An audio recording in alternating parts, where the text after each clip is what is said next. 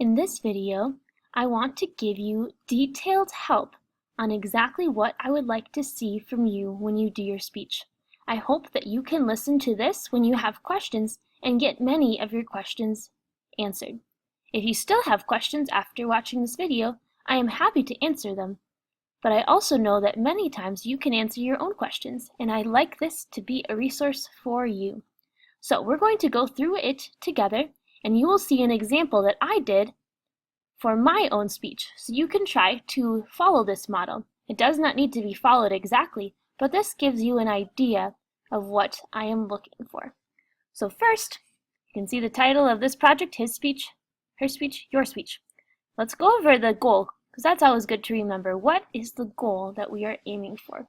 It says it's to create a speech that demonstrates your ability to refine and develop your claims and ideas, convince others of your view, and use good reasoning and support. If you follow the structure of this rubric that I have made for you, these 3 pages of information, you will be very successful in accomplishing this goal. I have laid it out so that you have some very specific direction. So you remember that day 1, you decided what you would do your speech on. You can see here that I highlighted it. I don't care if you write on this, but you need to tell me exactly what you're going to write about, and I will check it off. But you can see here, I decided to write about an individual family member. I specifically decided to write about my brother who lives in Colombia in South America. You also could write your speech to your people group. Remember, that could be Somali, Karen, Hmong. Whatever that would mean for you can be addressed to a specific people group. You can also address your speech to this school, to Washington. What would you like to see be done different at Washington? You can also address it to the government. You could write it to the president if you wanted to see something change in the way the government works. If you have other ideas, let me know. Be creative. There's no problem with that, but I wanted to give you some specific ideas of people that you could write to. All right, day number 2. Let's read the directions together. It says you must come to class with a draft of your speech introduction below completed. So this is something I want to see done from you next time we meet. You may fill in the rubric or write out in some other form. If it is written in another place, make sure it is turned into the teacher for credit. You must use a rhetorical device in each one and name it. You will receive a grade 1 through 4, depending on the level of your completion of this assignment. So, this just means that you can choose to write in the space that I have given you here, or you can write it someplace else, but either way you need to give it to me and I will give you a grade 1 through 4, and the number I give you will be connected to how much work I see that you did. If you did all of the parts, you will get a 4. If you only did some of the parts, maybe you will get a 2 or a 3. If you did very, very little, you will only get a 1. If you did nothing, you will get a 0. Okay, so here is the example that I have. Please notice that I have a word bank for you here. I want this to be helpful, so do not miss it. In the word bank, you can see logos, pathos, ethos, alliteration, rhetorical question, assonance, personification. So those are all words that you could use, but you can also use others if you know them. First, you can see in the introduction, I want you to write who your speech is to. If it's to a group of people, like the school board, you could say, Dear School Board. If it is to your whole family, then you want to address it like that. For me, like I said, I'm writing it to my brother. I said, Dear brother who I love so much. When I talk about how much I love him and the fact that he is my brother, it is making a special connection. I know that what I say is valuable to him because he's somebody I love and he is my brother. So it's going to help me to be listened to and heard by him. The next thing, you can have some sort of a quote, a fact, or a story. I decided to use a very short little story that was going to be connected to what I would speak about. I said, I remember, when you left as only a high schooler, you were still my little brother, and I worried about you.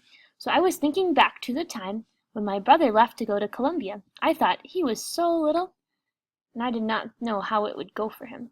Now here, I used repetition to talk about this memory that I had.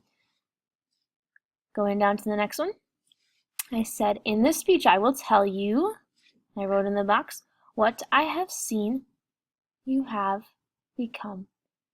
So, I did not write down a rhetorical device, do you hear? And honestly, I could not think of a rhetorical device. You will see soon that it's okay if there's one that you cannot think of a rhetorical device to use. I will show you that at the end, though, when you look at the rubric. So, right so far I've got 2 rhetorical devices used. Next, I'm going to put down my claim. This is the thing that I am trying to get my brother to believe.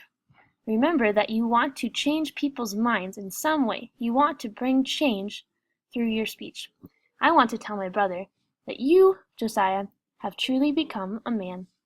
The rhetorical device used here is pathos. There's a lot of emotion that my brother could feel because I am his big sister, and he is my little brother. If I tell him you have become a man, that might make him feel a lot of emotions, and he's going to listen to what I have to say. Again, you will get a grade depending on how much you do of this assignment.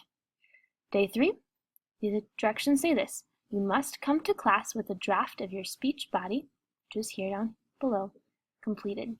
You may fill in the rubric or write out in some other form.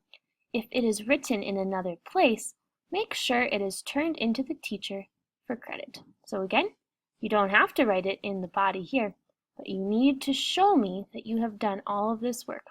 I think it is a good idea to use this format just to make it easy, but there are other options. Remember to include at least 3 rhetorical devices.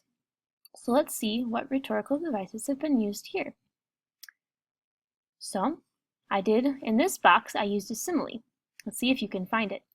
Although you have been left out at school, left out means nobody was playing with him. He kind of got excluded. People just made him sit by himself. He got left out by his host family and excluded by those you thought were your friends. But even though all that happened, I'm saying, Josiah, your smile was like a determined lion, convinced that you would win them over. Where's the simile? Right over here. Nice job. The simile says that his smile was like a determined lion. Now, we know that a smile and a determined lion are really not the same. But I wanted to do a comparison, and I used the word like, so it is an example of a simile.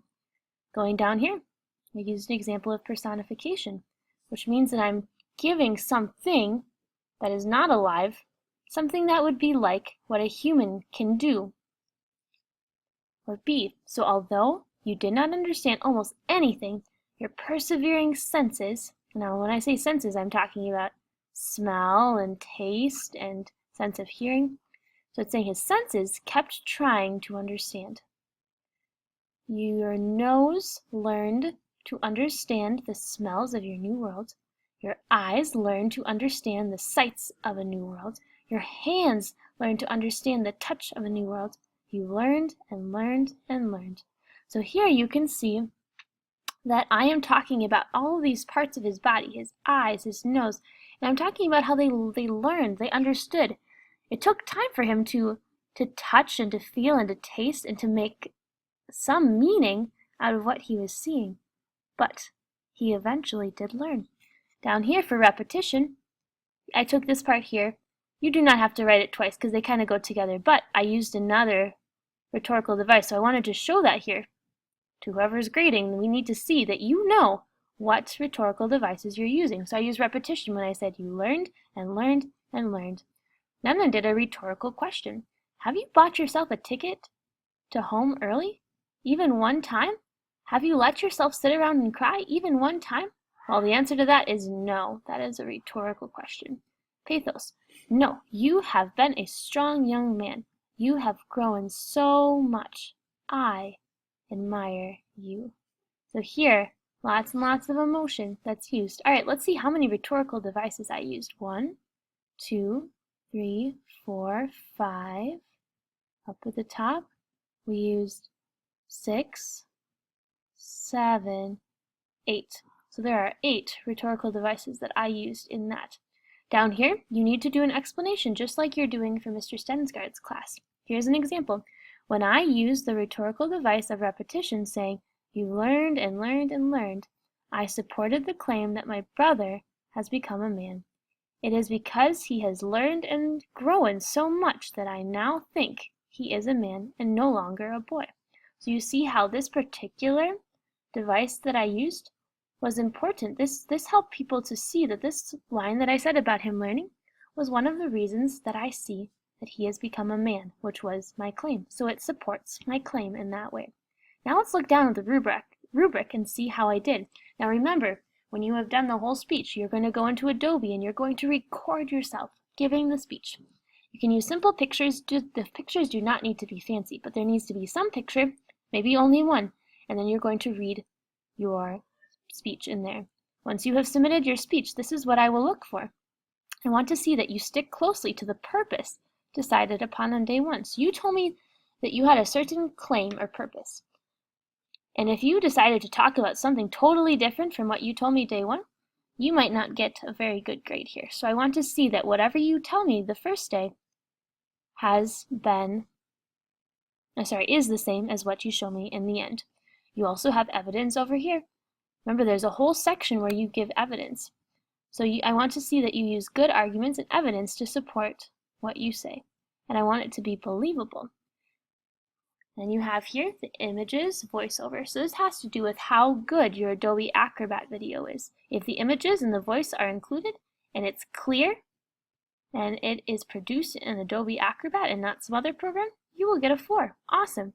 Over here, you can see if you use 5 or 6 of the required rhetorical devices, you are going to get a 4. Now because I used more than 6, that's awesome. There's no extra credit. Well, it's definitely a good thing, but you only have to do 5 or 6, so do not worry about that too much. If you only use 4, that's going to get you a 3. If you use 3, you're going to get a 2, and if you use 1 or 2, then you are going to get a 1. So, again, if there are more questions that I did not address in this video, please let me know. Good luck!